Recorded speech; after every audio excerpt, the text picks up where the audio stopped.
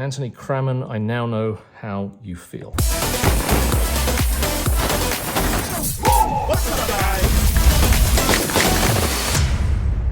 What's up guys, Ron 9mm. On my previous episode, I put a Swampfox Justice on a Sig P320 X-Ten, which I just happen to have here.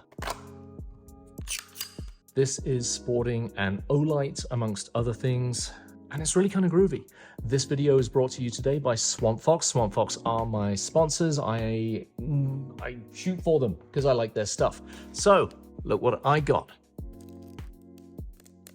Oh, sexy reveal. Groovy. 320 X-Ten. This is not a competition gun for me. This is a gun that I bought because I sold my Glock. I didn't like it very much, but this is not a video about that. This is going to be a carry gun for backcountry, just in case. I mean, I live in Jackson, Wyoming, and we have all sorts of critters here that can make a mess of you. We've got moose, various kinds of bears, tourists even, and although a 10mm is not really ideal against a grizzly bear, despite what people will tell you, it's better than nothing, and 10 is better than 9. I'll throw some ballistics in down here. So because this is going to be a backcountry gun, it's going to be carried, it might get knocked about a little bit, and although it's going to be holstered, the optic is going to be exposed, which gave me an idea. I'm going to fit it with one of these. This is the Ironsides shield from Swampfox. It is designed to protect the optic. Let's have a quick look. Okay, so what's in the packet? We have the shield itself, little support leaflet. You never know, you might get John.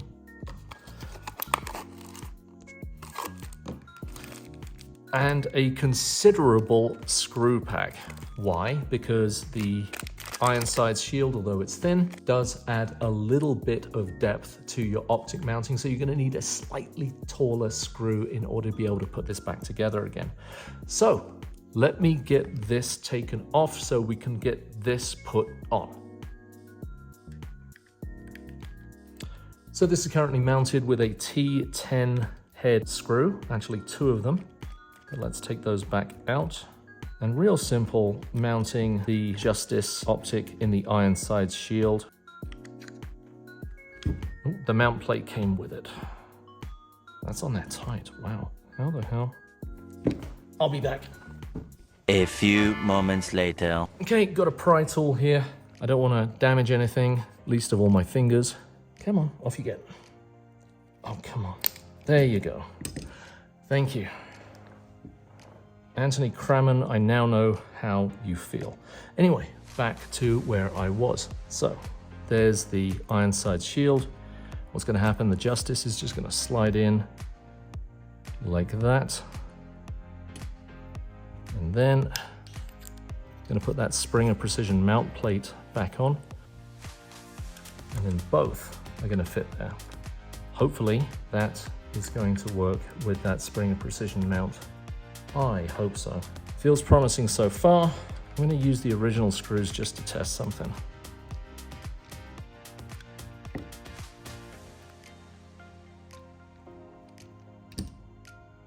It's looking good. I've mentioned this before, I'll mention it again.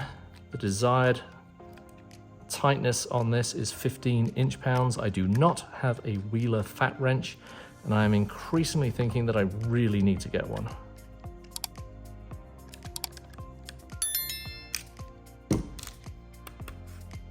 Okay, that's on there. Let me show you this. So you can see there's a little bit of daylight between the optic and the Ironsides shield. That is so that any impacts will not transfer to the optic itself.